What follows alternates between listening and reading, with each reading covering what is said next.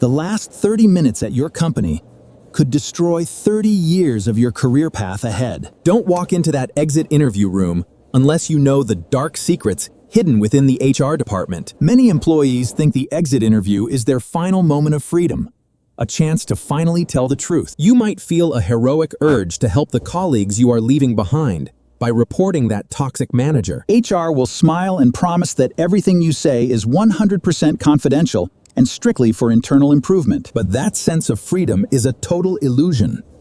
The moment you speak, the trap is already set for you. This is not about feedback for the company's growth.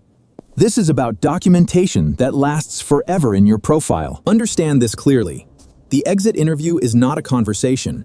It is a formal gathering of legal records. Every word you utter is being transcribed and stored in the HR information system as your final performance mark. Managers change, HR teams change, but your negative comments remain in that database for years to come. They are not looking to fix the problem.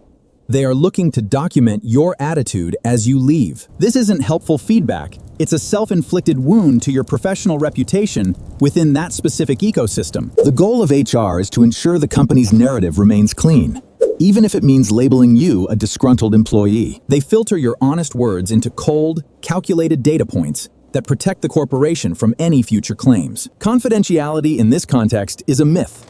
The manager you complained about will likely hear a summary of your feedback. Word travels fast in corporate halls, and your confidential honesty could burn bridges you didn't even know you had. Once it is in the system, you lose control over who sees it or how they interpret your departure. Now, let's talk about the long-term consequences that will haunt you for the next 10 years. 3 years from now, you apply for your dream job. That new employer will call your old HR. Is this candidate reliable? If your file says, difficult to manage, or left on bad terms, the new company might silently reject you. This is the invisible red flag. You'll never know why you didn't get the offer, but your past words killed it. Even if you want to return to your old company later, when a better manager is there, the file blocks you. The eligible for rehire status is often decided by the notes written during that 30-minute exit interview. The industry you work in is smaller than you think. HR people talk to each other across different firms. Informal reference checks happen at bars, over coffee, and through LinkedIn messages between HR friends. If you were labeled as a troublemaker at your last stop, that reputation can precede you everywhere you go. One honest moment of anger can erase 5 years of hard work and stellar performance reviews in an instant. HR recruiters are trained to look for stability and compatibility. Your complaints are the opposite of that. They interpret your desire for justice as emotional instability.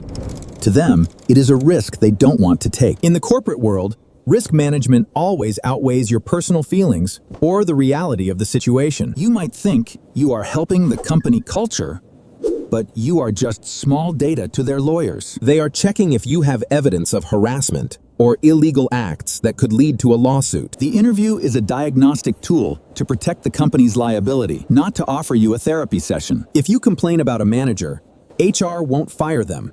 They will just note that you were dissatisfied. This dissatisfaction is recorded as a lack of resilience, making you look less attractive to future recruiters. You are building a wall between yourself and future opportunities within that corporate circle without realizing it. Wait 5 years, and that same HR director might be the hiring manager at your next company. Your past follows you like a digital ghost. HR people move companies too, and they remember the complainer. Corporate memory is longer than you think, and it is rarely kind to those who spoke up. Think of it as a permanent record in school, but this one affects your bank account and mortgage. You are giving away your leverage for a few minutes of feeling heard by people who don't care. The relief of venting is temporary, but the documentation is permanent. Is it really worth the trade? There is no such thing as off the record in an HR office.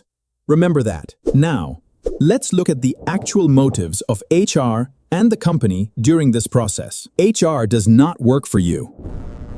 Their primary job is to protect the company from risk. The exit interview is a risk management exercise.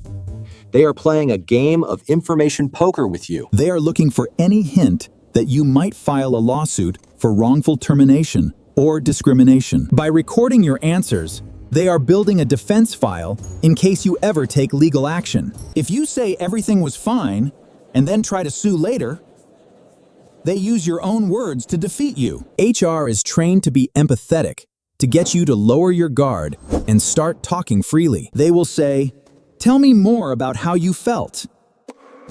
It is a technique to gather evidence. Every detail about an unhealthy environment is just another data point for their risk assessment report.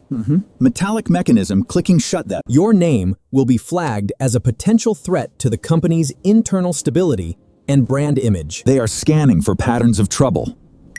Don't let your honesty make you the target of that scan. HR's loyalties are 100% with the entity that pays their salary, not the person leaving the room. Anything you say about your boss will likely be reported back to them, despite confidential promises. You might think you're getting revenge, but you're just giving them ammunition to fire back later. They want you to sign off on a narrative that says the company did nothing wrong to you. Don't go looking for justice in a room designed for corporate self-preservation. It isn't there. HR is the gatekeeper of your professional history. Don't give them a reason to close the gate. Remember, this 30-minute meeting is a permanent record. Treat it with extreme caution and strategy. You are a professional entity protecting your own interests, just like the company is protecting theirs. Neutrality is your best weapon. Don't let your emotions tip the scale against your future. Finally, let's talk strategy. The best approach is to be the most boring person in that room. The winning move is to leave a trail of positive, vague, and completely forgettable comments behind you. When asked why you're leaving, give a generic answer like, "I found an opportunity that fits my growth." Do not name names. Do not mention the toxic environment, even if they practically beg for it. Focus on the great opportunities you had and how thankful you are for the time spent there. Keep it professional, keep it positive, and keep it short.